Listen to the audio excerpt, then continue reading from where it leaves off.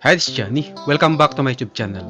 Ngayon guys, merong gustong i-share sa inyo about dito sa ating Facebook, personal Facebook, or di kaya naman sa ating page, about dito sa violation na intellectual property. Just in case na nagkaroon kayo ng ganitong violation from Facebook, paano natin siya masusolusyonan or masolve yung ganitong violation?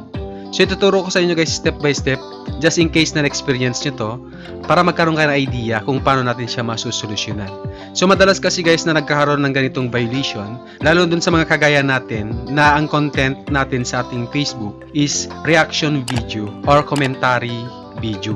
Pero bago yan guys, ano ba yung intellectual property?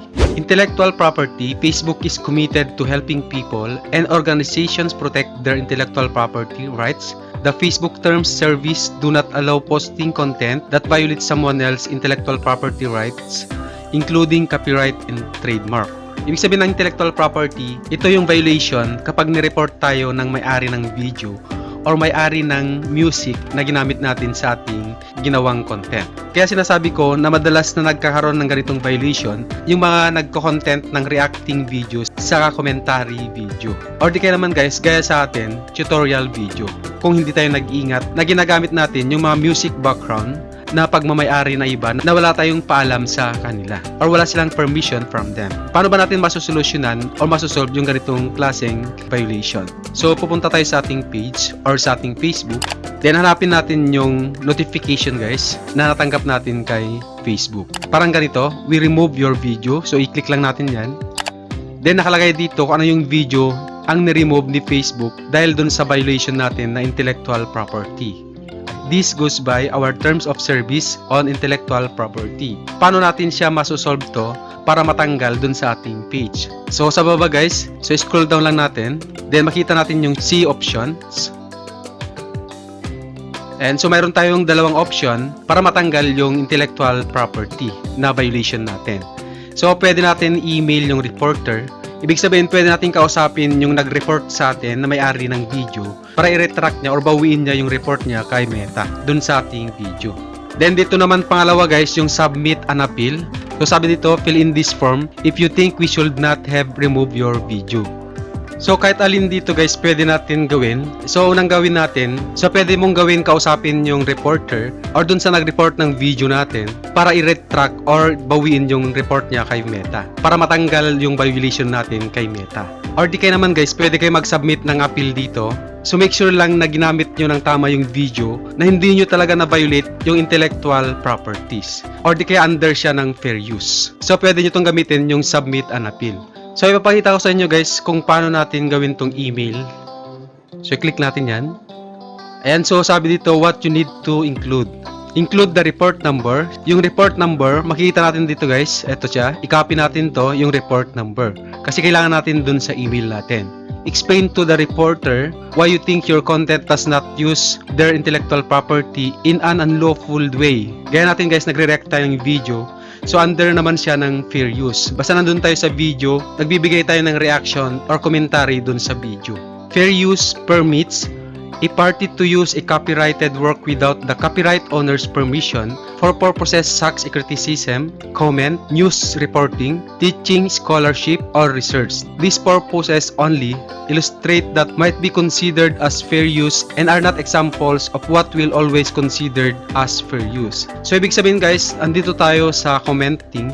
Ito siya. Then pangalawa guys, naglagay tayo ng credits dun sa mismong may-ari ng video or yung mismong may-ari ng music. Then sabi rin dito sa Facebook, this law allow people to use under certain circumstances someone else copyright work. Common example include use the purposes of criticism, commentary, parody, satire, news reporting, teaching, education, and research. Then pangatlo nga gawin natin, tell them if they agree with you, they should follow the instruction in the email we send them after they reporting your content. Ibig sabihin kung nag-agree sila dun sa usapan ninyo, kung naayos yung dalawa yung problem dun sa intellectual property, then binawi niya yung pag-report niya sa inyo, so makakatanggap sila ng email from Facebook, then pwede rin sundan yun para matanggal yung violation dun sa ating video na intellectual property. Pero kung hindi nyo naayos guys, in case na nagkaroon kayo ng problem na hindi na-accept ng owner yung explanation nyo, so pwede nyo gawin yung appeal.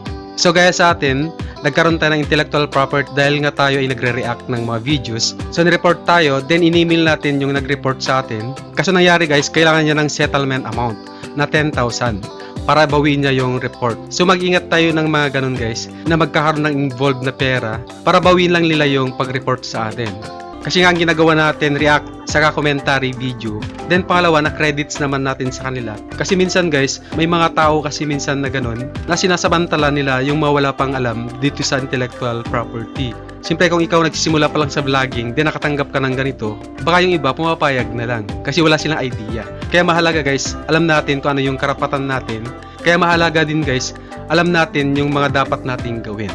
So just in case guys hindi natin na-solve dito sa email the reporter na hindi kayo nagkasundo, kang malungkot guys kasi meron naman tayong submit an appeal. So i-click lang natin to guys. Then i-click lang natin yan. Then fill upan lang natin to guys yung form, your name and surname. Kailangan ilagay natin yung tamang pangalan natin dito sa kayong apelyido. Then email address natin. Then may nakalagay dito kung ano yung i-appeal natin. So kung hindi natin nakikita, i-click natin itong I do not see the content I wish to appeal or someone else of the content is missing. So i-check natin yan. Then i-provide natin yung URL ng profile natin guys. So ito yung profile natin, i-copy lang natin to guys. Then i-paste lang natin dito. So i-explain natin dito. So sabihin lang natin kung ano yung reason natin bakit hindi siya intellectual property violation. So gaya ko, sinabi ko lang doon na ginamit ko as reacting video and commentary video. So i-upload lang natin dito yung violation na yon. Then i-confirm lang natin, please confirm that you wish to complete this form. Then i-click lang natin to. My content was removed, complaint or copyright infringement, and I believe that content should not be removed. Then ilagay natin yung electronic signature natin. Should match your full name. So ilagay lang natin yung full name natin dito, then send. Once na send natin yun guys, makakatanggap tayo ng email from Facebook. So nakalagay dito, copyright appeal form.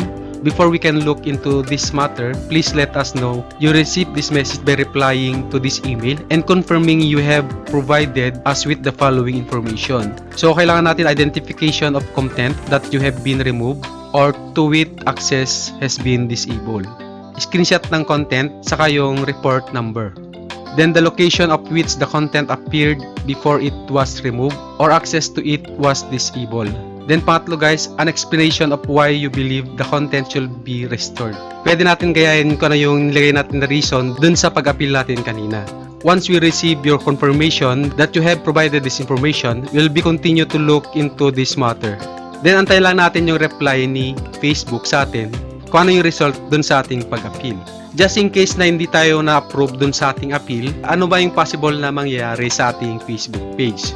So sa ating Facebook guys, so yung recent violation natin, lalabas dun sa ating monetization, restricted monetization. Lahat ng tools dun sa ating page, maapektuhan, bonuses, stream ads, ads on reel, stars, subscription. Maapektuhan yun lahat, violations affecting your monetization tools. Pero wag kayong mag-alala kasi sabi dito, after 7 days, babalik ulit yung ating monetization. Yun po yung good news dito. You lose the ability to earn money from in-stream ads for 7 days.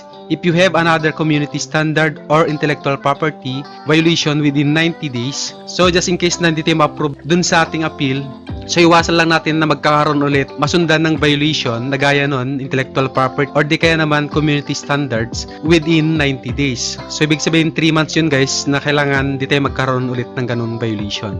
Kasi kung magkaroon tayo ulit ganung violation, you will lose the ability to earn money from in-stream ads for at least 30 days. Masususpinde yung stream ads natin, may stop yung earnings natin sa in-stream ads in 30 days. So overlay naman, so same lang din guys.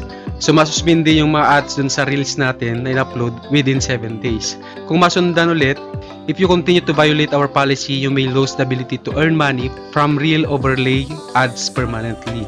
Sa star naman mas malala kasi 30 days yung suspension nila. Then sa performance or dun sa bonuses, so ito medyo di natin alam kung kailan babalik. You lose the ability to earn bonuses from your performance bonuses program. Any update to your status will be posted here. So ibig sabihin, si Facebook na yung magde-decide kung kailan niya ibabalik yung ating bonuses. So wag kayong maniniwala dun sa kasi nakatanggap kasi tayo ng message po, share ko na lang din. Pero takpan ko lang po yung pangalan kung sino yung tao na to. Kasi siyempre hindi naman natin trabaho na ipahiya yung isang tao. Kasi karapatan din naman nila yun kasi yun po yung alam nila. So ito yung message niya pala sa akin guys. Share ko na lang din. Nagmakawa pa tayo dyan sa kanya. Then ang reply niya sa akin, "Hi, I need settlement. Pay amount 10,000 pesos to retract the violation. Please send it to GCash." So ito yung GCash number niya. "As soon as you can to avoid permanent demonetization. Thank you." So yung masakit guys, eto, parang siya na yung may-ari ng Facebook or siya na yung may control. Hindi tayo magbabayad sa kanya. Permanent na daw na ma-demonetize yung ating Facebook. Ibig sabihin may pananakot siya dito. So ibig sabihin talagang intention niya talaga. So wag natin patulan yung mga ganyan. Kung alam naman natin yung karapatan natin na hindi natin naayos dito, so pwede natin siya i-appeal. Ayun siya guys, I hope na nakatulong yung ating video tutorial at sana nasundan ninyo. Kung may mga katanungan kayo guys, pwede niyo comment sa ating comment section below para masagot natin. Kung bago lang kayo sa channel ko, please click the subscribe button and hit notification bell para ma-update kayo dun sa mga bagong videos na i-upload natin. Maraming salamat po and God bless. See you in the next video.